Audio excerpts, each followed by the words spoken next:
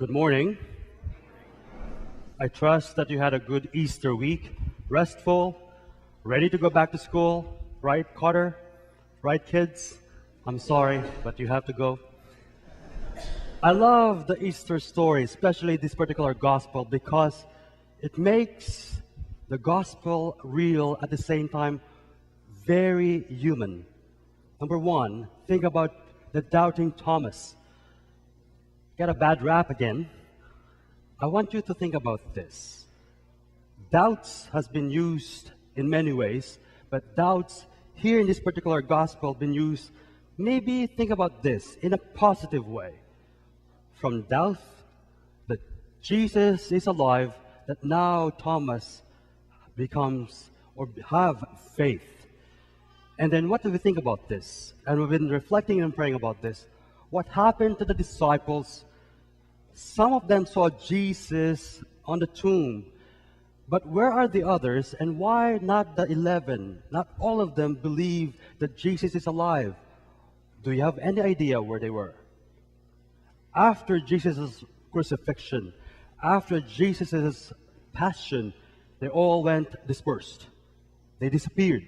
The community of disciples disappeared because, one, as we heard, because their fear for their lives. They're very afraid that they will be crucified and arrested. That's why Thomas was not there. Secondly, I want you to think about this. Jesus appeared to them 3 times already, but in this particular gospel, he mentioned, "Peace be with you," 3 times. First two is the first part of the gospel. The last one is when Jesus appeared to Thomas. I want you to think about this as well. Receive the Holy Spirit was also mentioned. Been reflecting and praying about this particular gospel according to the biblical scholars. This story is also the mirror of the creation story.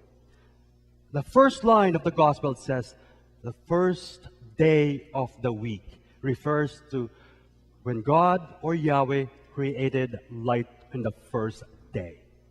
Resurrection is light. Secondly, Jesus breathed on these disciples so that their fear will be gone. Where do you hear this story when Yahweh or God breathed? In the creation story, when Yahweh formed a clay and breathed on Adam, Ruah, the breath of life. So what does it say for all of us here? The resurrection story, especially this gospel, the renewal of faith.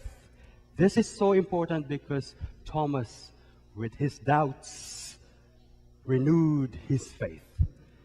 And the other part that I want you to think about, it was asked many times, scholarly, why did Jesus resurrected with his wounds still open? He can resurrected without wounds and erased the nail marks on his hands and pierced on his side. Do you have any idea? I'm just planting this in your mind, in your heart. And it says, with these studies, Jesus appeared to them, resurrected Christ with wounds still fresh and open, because for us, humanity, to connect our own woundedness. Jesus was betrayed by a friend. Jesus was crucified by his friends. Jesus was mocked. That was his wound during crucifixion.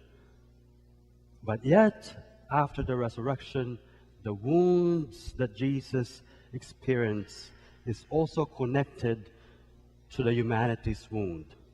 What I want you to think, especially this week, we're celebrating Easter, the joy of Easter. Think of your own wounds. Think of our own woundedness. Where are our wounds?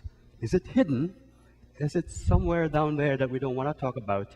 And I think what is God is trying to tell us this week, I think, is feel it, look at it.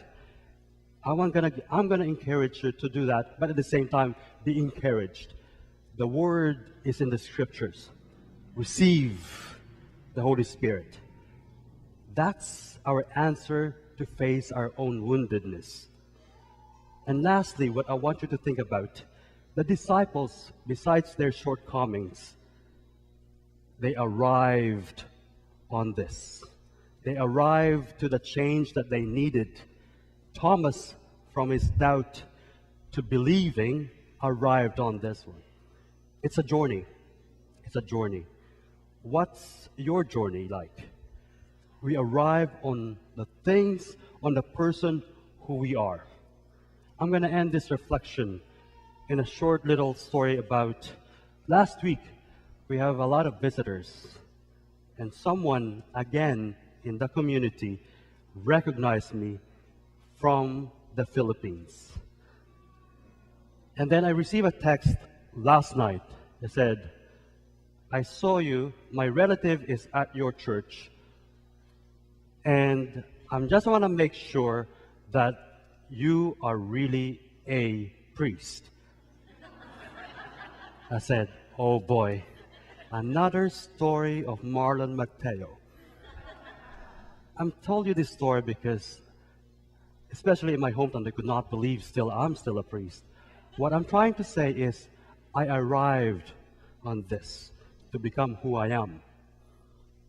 I want you to think about this. For all of us here, at our church or even at home, we arrived on the things and people that we are today. But I want you to think about your woundedness is also the people who help us to heal our wounds. These are people that are given to us by God to walk with us in the light of faith, hope, and love. It makes our life interesting, like mine and like yours and like the disciples. It's a journey. So we welcome everybody in this pilgrimage.